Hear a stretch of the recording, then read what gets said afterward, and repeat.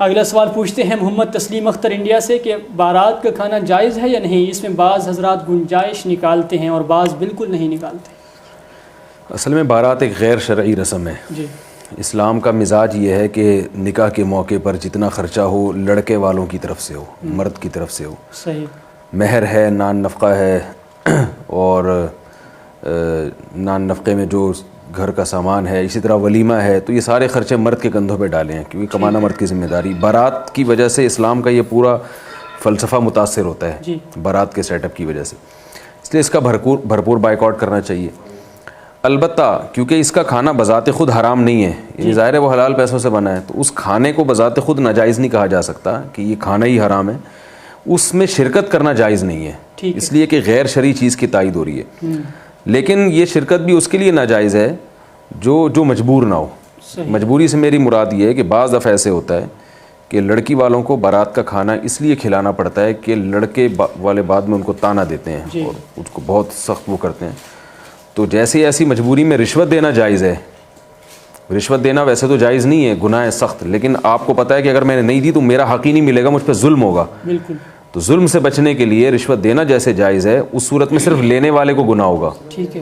تو اسی طرح ظلم سے بچنے کے لیے لڑکی کے باپ کے لیے اس کی گنجائش ہے کہ وہ بارات کر لے، لڑکے والے اس کو تنگ نہ کریں، بعد میں تانے نہ دیں، بیٹیوں کے گھر تباہ ہو جاتے ہیں اس سے۔ جی بالکل۔ تو جب اس کے لیے ایسی سخت مجبوری میں بارات کی اجازت ہوگی تو اتنے لوگوں کی شرکت کی بھی گنجائش ہوگی جن کا جانا بہت ہی ضروری ہو، یعنی جیسے لڑکی کے بھائی ہیں یا چچا ماموں بہت ہی قریبی، جن کے نہ جانے سے ایک بہت برا اثر پڑے گا۔ وہ سمجھیں گے کہ لڑکے والے سمجھتے ہیں شاید ان کے آپس میں اختلافات بہت زیادہ ہیں جی، تو اس حد تک اس کی بس گنجائش ہے، لیکن میں سمجھتا ہوں کہ کسی اور کے لیے ایک جانا اس میں بالکل اس کی گنجائش نہیں ہوگی۔ اور اس رسم کا بھرپور بائیکاٹ کرنا چاہیے، اور یہ بائیکاٹ لڑکے والوں کی طرف سے ہو سکتا ہے، یعنی وہ یہ کہیں کہ ہمیں کوئی پرابلم نہیں ہے، ہم نہ آپ کی بیٹی کو کبھی تانا دیں گے زندگی میں، آپ نہ کریں یہ کام۔ ٹھیک ہے۔ تو وہ اگر اس میں محنت نہیں کرتے اور فورس نہیں کرتے تو وہ ضرور گناہ گار ہوں گے۔ ٹھیک ہے۔ اگلا سوال پوچھتا ہے کہ عورت سے نکاح کرنے کے لیے اس کی اجازت ضروری ہے تو طلاق کے لیے کیوں ضروری نہیں ہے؟ عورت سے نکاح کرنے کے لیے اس کی اجازت ضروری ہے، تو سوال پیدا ہوتا ہے اجازت ضروری کیوں ہے؟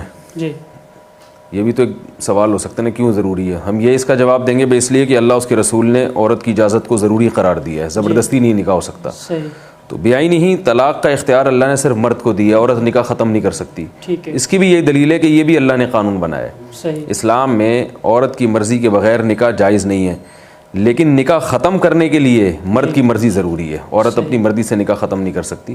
یہ ایک پکا ڈھکا قانون ہے۔ اس کی حکمتیں کیا ہیں یہ ایک طویل موضوع ہے کہ اس میں کیا شریعت کی نظر میں حکمتیں کیا ہیں، لیکن شریعت کے احکام کا مدار حکمت پر نہیں ہوتا، بالکل نصوص پر ہوتا ہے۔ جو اسلام نے لاء بنا دیا، قانون بنا دیا، قانون بہرحال یہی ہے کہ نکاح ختم کرنے کا جو اصل اختیار ہے وہ مرد کے پاس ہے۔ ٹھیک ہے، نکاح ختم کرنے کا جو اصل اختیار ہے وہ مرد کے پاس ہے۔